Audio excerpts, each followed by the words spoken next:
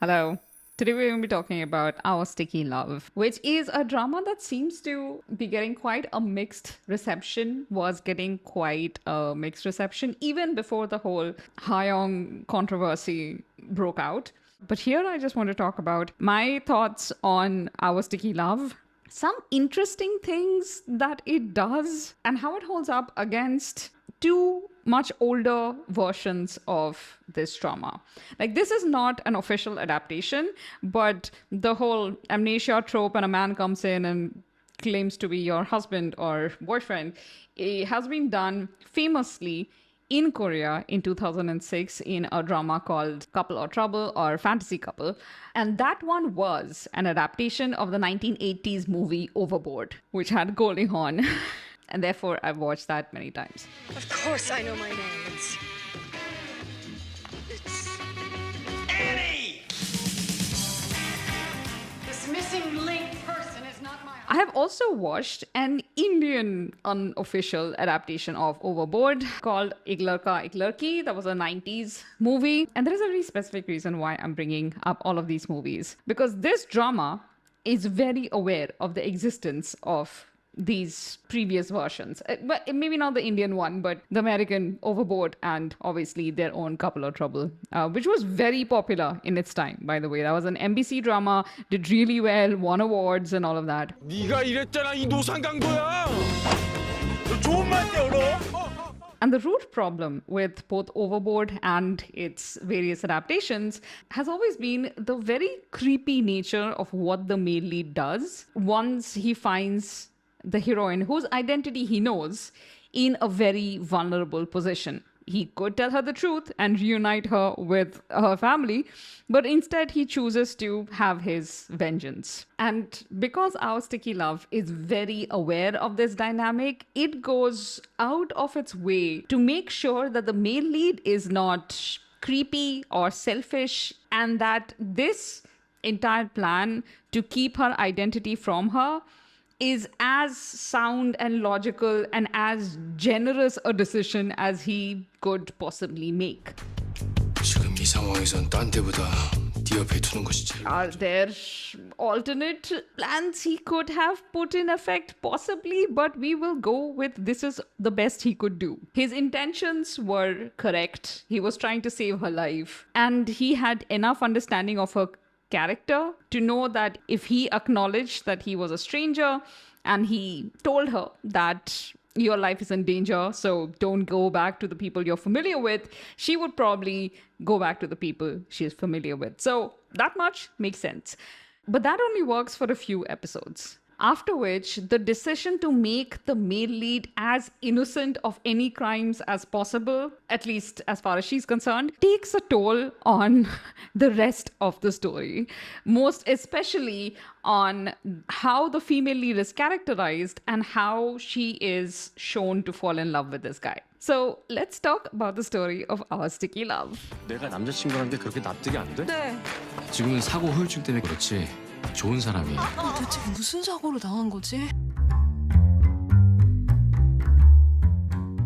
Okay, so Our Sticky Love is really interesting in the way it starts. It starts with Yunso waking up with amnesia, and the audience is thrown into her point of view. Whatever Yunso is learning, we are learning. There is a brief prologue kind of scene that happens before the opening of the first episode, but it's so brief that you don't know if that was the reality or if that is a fantasy, like a dream, something that a romanticized version of what the female lead thinks might have happened, because nothing she's being told makes sense.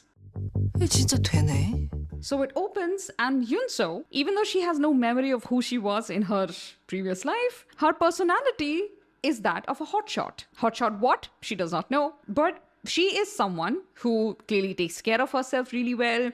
She has a pretty high opinion of herself, which also becomes pretty obvious. Her taste in clothes, her taste in men, all of those things are very expensive. And so when she is then confronted with this stranger who comes to her hospital room and claims to be her fiance, she is unconvinced. 네 남자친구.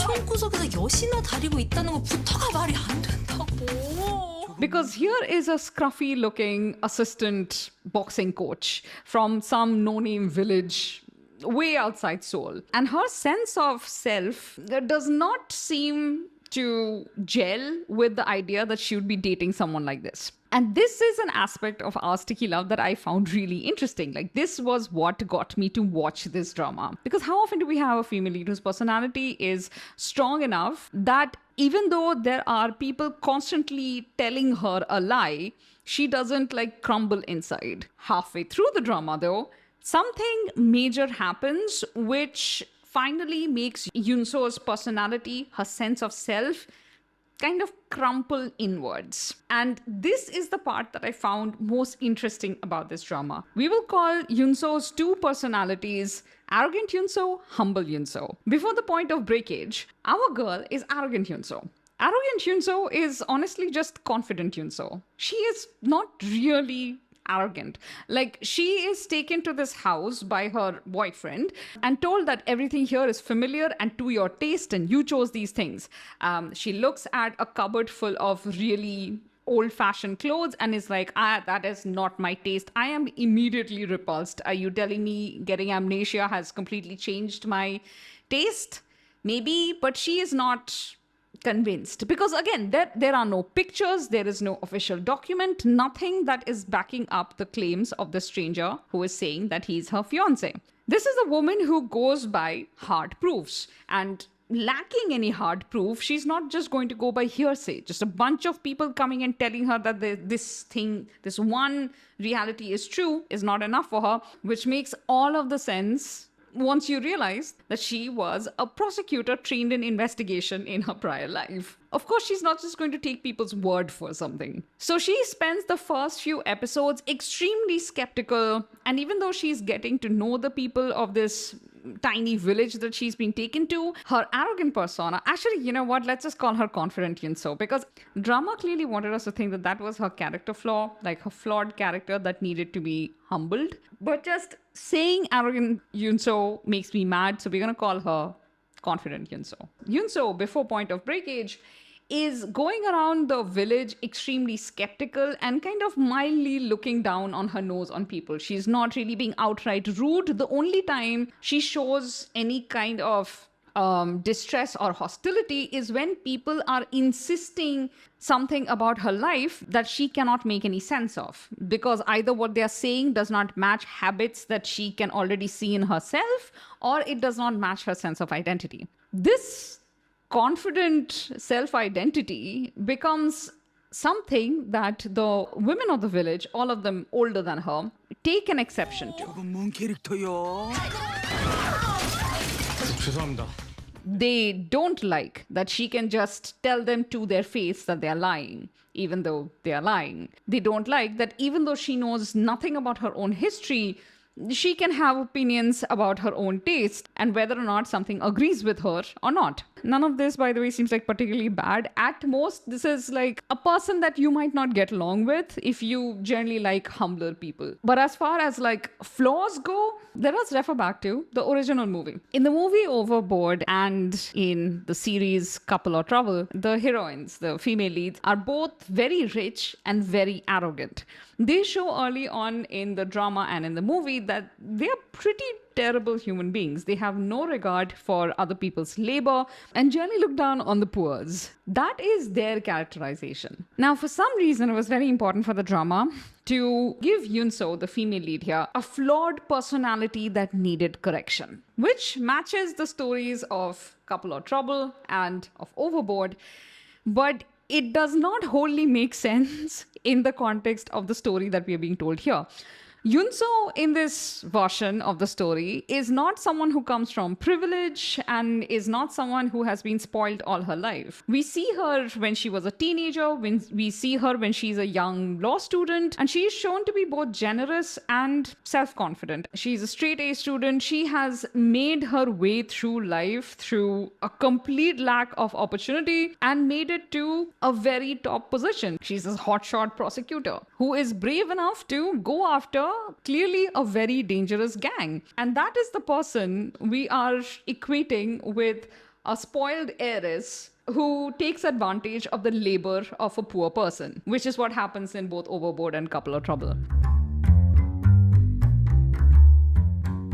Okay, now, as I said, unlike the original story, the drama doesn't really want to have Jung Hae-in's character, the male lead Teha, be the one who is deliberately seeking revenge and therefore lies to her with the intention of doing her at least temporary harm, which the male leads of both those other stories do. They don't want him to be that person. However, they do create a character who does exactly that. This is a friend Yunso had while she was a hotshot prosecutor. They have been friends for years before that, even when they were both like waitressing together somewhere. And over the years, as Yunso has been earning more and climbing the ladder, her friend has been doing less well. But she seems to still be a shop owner, which is not like a small thing in a city like Seoul. Her great grievance is based off the fact that Yunso is dismissive of her economic status. She clearly does not think that her time is as important as Yunso's. And that is a flaw, but that is usually something you stop being friends with someone over. It's not usually a good enough motivation to potentially abandon someone to very possible real harm. But yeah, sure, you go off. And because this drama does not have a straight up comedic tone, this does not go down very well. Like, something you have to keep in mind, especially with Overboard, is that that was an out and out comedy. So when the male lead, who has been taken advantage by this heiress who refused to pay him for his work, finds her an amnesiac in a hospital bed, he lies to her about being married with kids because he wants her to work off the amount of money she refused to pay him for his work.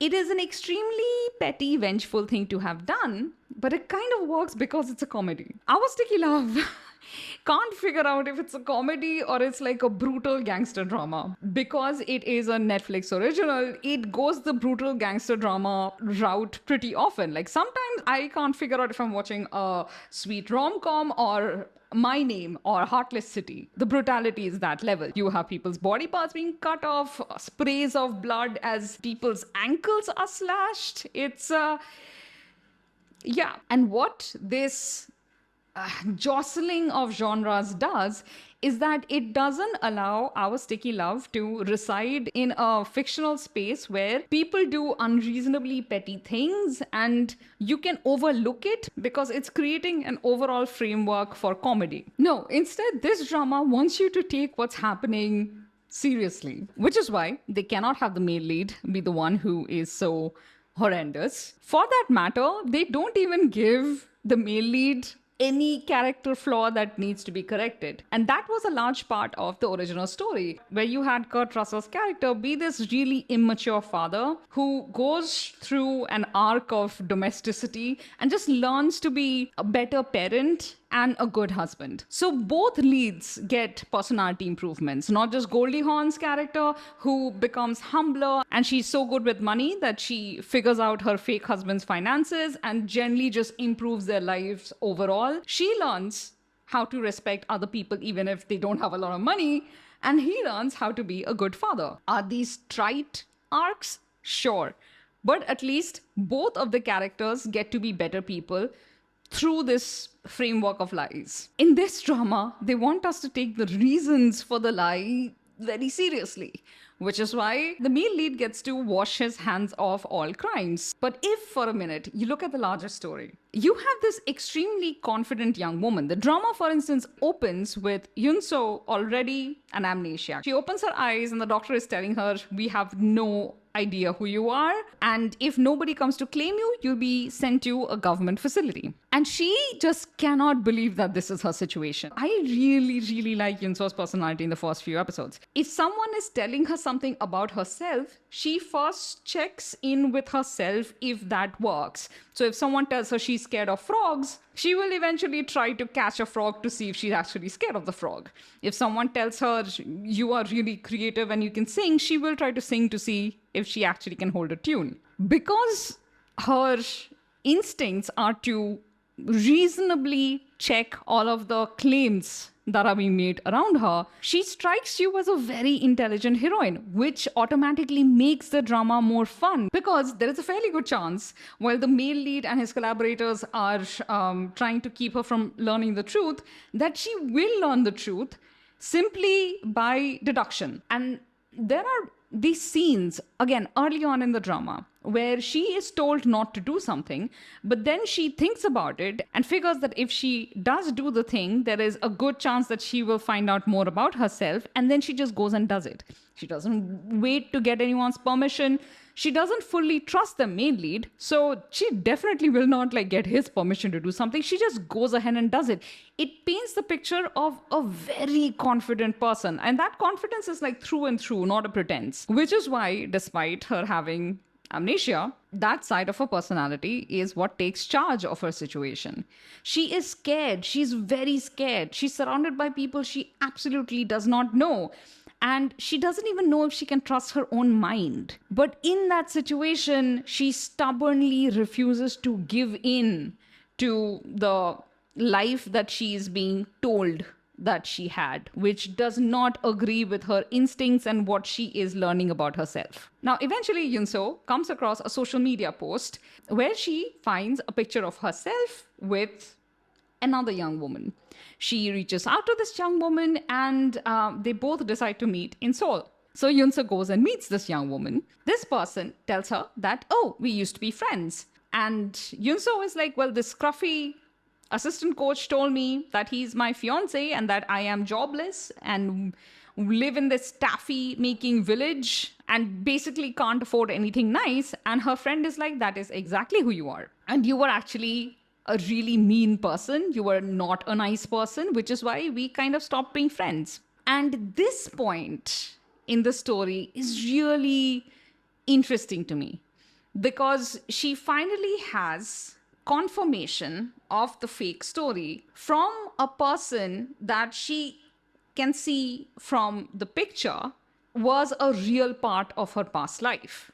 Even though this friend does not give her any proof, any, hard evidence that this taffy village life is the real life that she had led, she had been holding on to her sense of self and her sense of disbelief for such a long period of time that once she gets to this point and the lie has been corroborated by an outside person, someone who is unrelated to the male lead, as far as Yunso can tell, not someone within the ambit of his influence, she just kind of crumples. And she crumples hard. There are these moments in the first half of the drama where she has these somewhat hostile confrontations with some older women in the village who are all friends with each other and stuff. And they see her as this young, arrogant girl who clearly thinks she's too good for them. Yunse absolutely does think she's too good for them. But her refusal to be one of them is less about her looking down at them as the poors she does not want anything to do with, and more about the fact that she's being told that she is one of them, and she feels like a violent rejection of that idea. She knows she's not. She knows she comes from a different world. And because this is a heroine who basically has a medical condition, I can't see any of her actions during her confident Yunso phase in the taffy village while she's going around offending these slightly older women who, by the way, are absolutely lying to her. Yeah, I can't see any of that as flawed behavior. She is very scared. She only has herself to rely on, and people keep telling her to trust this young man because he's being nice to her. There is this one scene which I got so mad at when I watched. She is at a therapist's office, which, by the way, that therapist storyline is, they couldn't have just let the clinic owner be just a therapist. No, he needed to have this entire romantic subplot with his nurse. This is one of those dramas. Nobody can just be one thing. They have to be multiple things for the plot to be exciting for some reason. Anyway, so she is sitting at her therapist's office and she has just found out an additional piece of information that Teha, the man who has been claiming to be her fiance, is an ex-gangster. And of course, the story wants you to think immediately, well, she's a prosecutor, obviously she'll have an aversion to gangsters. But also, just even the women in the Taffy village who all act like they're one big family, even they have a problem with Teha being an ex-gangster. So this is like a perfectly normal reaction for a person to have. She comes to her therapist and is like, I just found out that he's a gangster. How can I trust anything he's telling me? And the nurse in the clinic goes, well, has he ever harmed you? If you don't have enough information, just trust your instincts.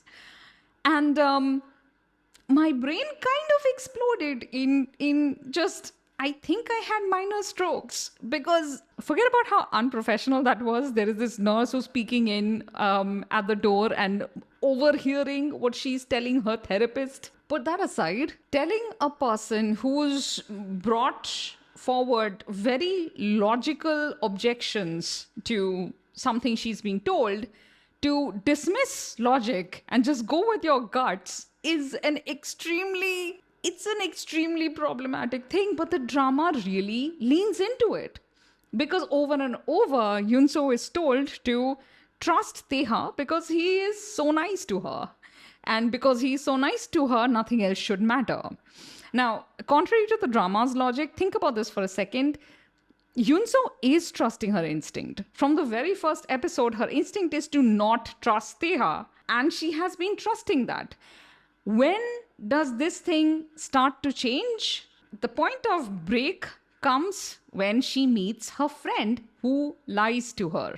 And her friend lies to her as a form of petty revenge. Now, like I said, this is something that the drama takes from the original story, that the lie told to the amnesiac heroine was a form of revenge, and that she deserved it because she was mean and she had basically refused to pay the male lead after hiring him for something. The interesting thing is that in Sticky Love, they keep this storyline, but instead of it being the original reason for the lie, it becomes the point where the female lead finally just gives up.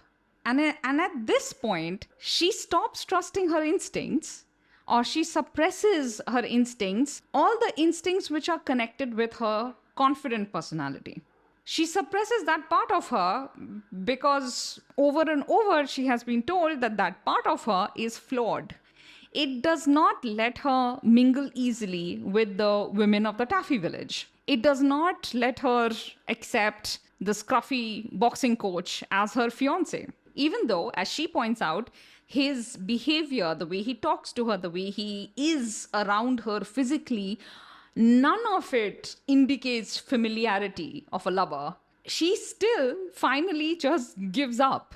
Because how long could she hold off when she alone is the only one who disbelieves her story? Everyone else around her constantly reaffirms that he's telling the truth. Eventually, you give in. So at that point, Yunso is broken. As the audience who's been watching her character unfold through all of her actions, I just felt really bad. I could see no justification for this change. Like, Yunso becomes, if anything, extremely boring at this point. Once she stops disbelieving Teha, she leans in extremely heavily to this village belle whose one goal is to marry her fiancé persona. This is a girl who just puts her all into anything she thinks is her goal. And once she decides that, okay, I do belong in the Taffy village, I am the girlfriend of the scruffy assistant coach, and everything else they're telling about me, including my apparently really crappy taste in clothes, all of those things are true. Once she accepts it, she stops fighting it, her entire world kind of like immediately wraps around Teha. From that point onwards, if he's like the slightest bit nice to her, she starts having palpitations. Her one focus is to get intimate with him, which he resists by more and more ridiculous reasons, which again was funny to watch. But her entire world and the thing that she looks forward to from then on is to marry Teha. So there is I think, a span of 2 episodes where over and over there are these small misunderstandings that happen, and she feels like Teha has abandoned her or does not want her as a girlfriend. And the way she crumbles in these scenes is far worse than how badly she had reacted when she had initially found that she was an amnesiac. Like, at this point in the story, once she has been sold the Teha is my fiance fiction, her entire world becomes just this one man. And whether he wants to marry her or break up with her becomes the one point of her happiness or devastation. Because there is nothing else in her life. They have successfully unmade her.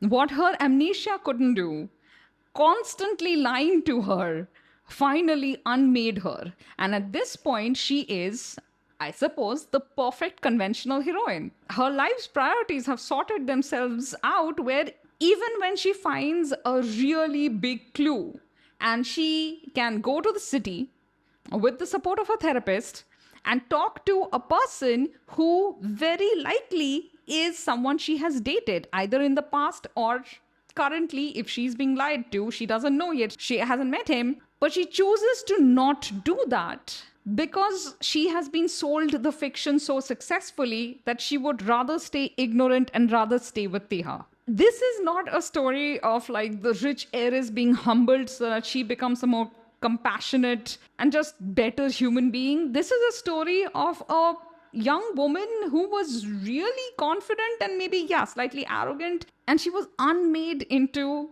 this young woman whose entire identity depended on the affections of one man.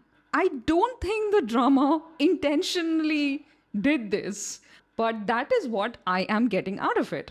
If it's not clear, the reason I keep saying that this is very interesting social commentary is because historically, all of the rules and laws, like we are going through proper history right now, like hundreds and hundreds of years. Look at Confucianism and the restrictions placed on women according to that philosophy. Look at Manusmriti, or look at Western philosophies. Throughout the ages, you've had periods where women were allowed to own property, and then periods where women were just not, where it was a sin for a woman to care about anything outside her husband and children. No matter which part of the world you're in, within a patriarchal social system, women have been pushed legally and socially in many ways to only prioritize husband and child and care for the preservation of the male line and the welfare of the husband's family. All other considerations were unnecessary. You have no business thinking or working on anything other than your domestic duties. And so when you have a story like Yunso's, where this very capable